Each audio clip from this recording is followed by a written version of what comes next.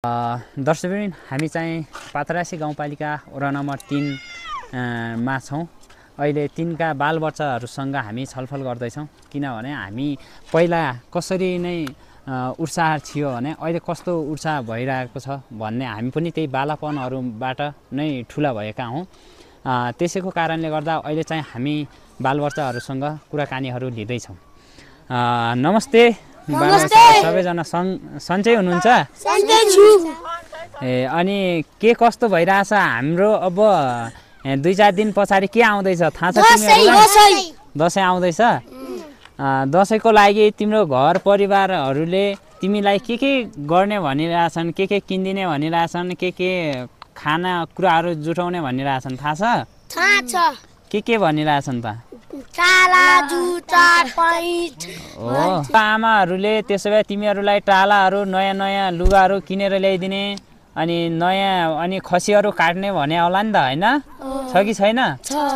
हो एकदम। त्यसो भए दसैँमा कतिको खुसी हुनुहुन्छ तिमीहरू? धेरै खुसी छौ? दसैँ आउँछ भनेर गरिरहेछौ? हो।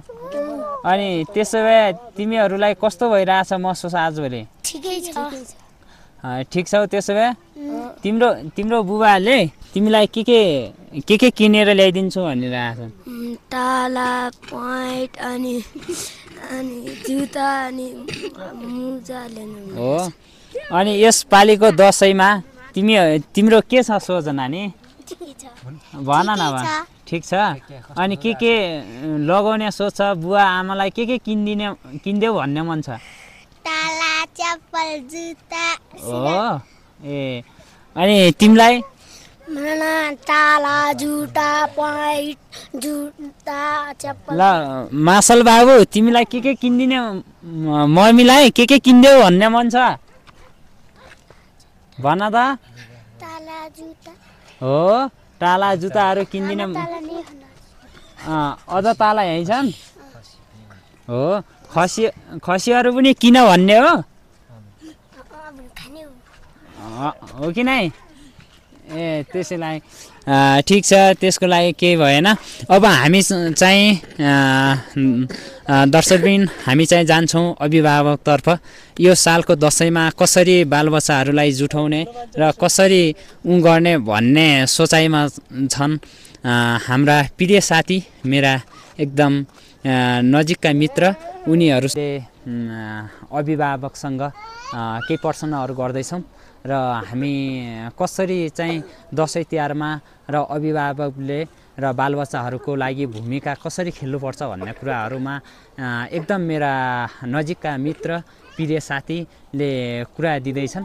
साथीलाई पनि स्वागत गर्न चाहे। साथी नमस्ते। नमस्ते। सन्चै हुनुहुन्छ? सन्चै हुनु पऱ्यो, के गर्ने, यस्तै गाउँतिर बसा हुनु पऱ्यो, के गर्ने।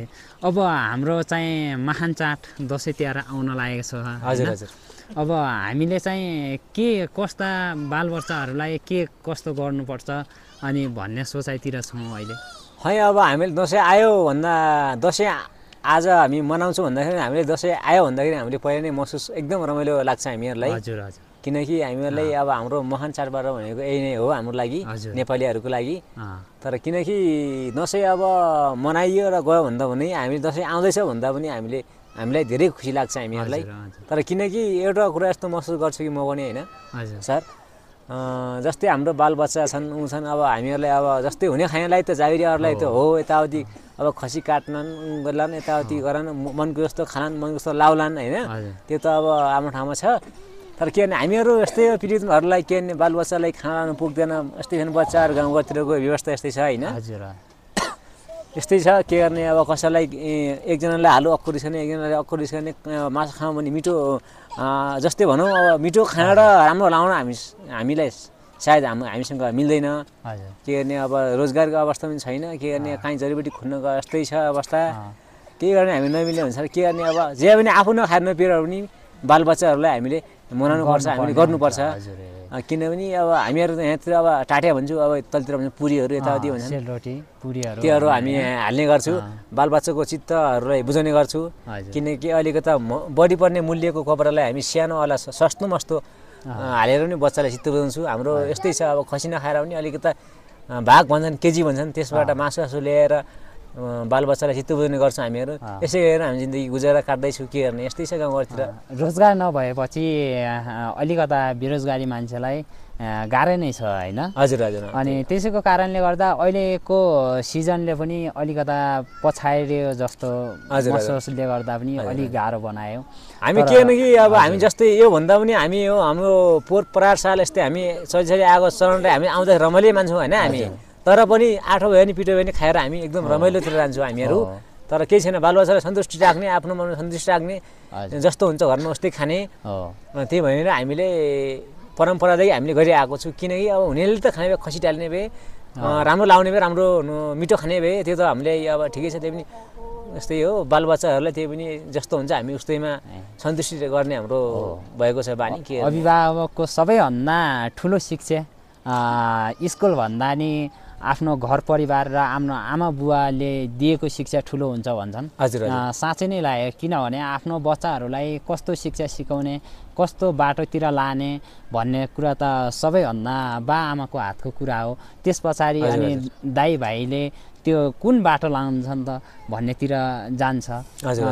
त्यस्तै कारणले गर्दा दसैँ तिहारमा पनि अरूले खाए अरूले लाए भनेर त्यो पीडित नभएर होइन, तर त्यस्तो यस्तो उस्तो भनेर बच्चालाई बुझाएर पनि गर्न सकिँदैन रहेछ है। हजुर हजुर। त्यो एउटा कुरा हामी पहिले बुढापाकाले पनि एउटा उखान गर्थे, अब कागले कान लियो भन्दाखेरिमा काग पछि हेर्नु पऱ्यो कि आफ्नो कान छाउनु पर्ने भन्ने एउटा उखान गर्छन् होइन। त्यसै कारणले आफ्नो बालबच्चाले अब अर्को जे खाए पनि बच्चाहरूलाई अलिकता गुलियो र अलिकता नुइलो भयो भने जस्तो बुझ्छ बच्चालाई। कपडा नटेक्ने भए पनि एक दिन लगायो भने भोलि फाट्ने भने झिल्किदियो भने बच्चाहरूको मान्छे त्यो बुझिहाल्छ। किनकि त्यही भएर चट्ट अलिकता मिठो मसिनो गरिदिने एक दिनको लागि दसैँ पनि ठिक छ। हामीहरू त मनको मनभित्रै पीडा हुन्छ, बाबा आमाले नहुने कुरो होइन होइन। त्यही पनि ठिक छ, हामीले यसै गरौँ। अब हुने बालबच्चाले सन्ताउने दसैँ त यस्तै हुने खानेलाई त हुन्छ, हामीहरू त यस्तै हो। के गर्ने, आफू नलाएर नखाएर पनि बालबच्चाहरूलाई रमाइलो गरिदिने, यता भने बालबच्चालाई त हो जे गरे पनि। यहाँभन्दा अझ तलतिर झनै कठिन छ दसैँ तिहारको लागि। अब यहाँतिर त हाम्रो गाउँघरतिर एकदम राम्रो माहौल छ, किनभने को गरिब को धनी को साउ भन्ने चाहिँ चिनेको अवस्था छैन। तर सबैमा हामीले खानुपर्छ लाउनुपर्छ भनेर सबैमा मान मर्यादा छ होइन। तलतिर किनभने ठुलाले हेप्ने र ठुलाले चेप्न खोज्ने, सानालाई अलिकता बोली नै नराम्रो गर्ने त्यस्तो हुन्छ होइन। दसैँ तिहारमा पनि त्यता छुट्टै नै तिनीहरूको माहौलै नै फरक हुन्छ।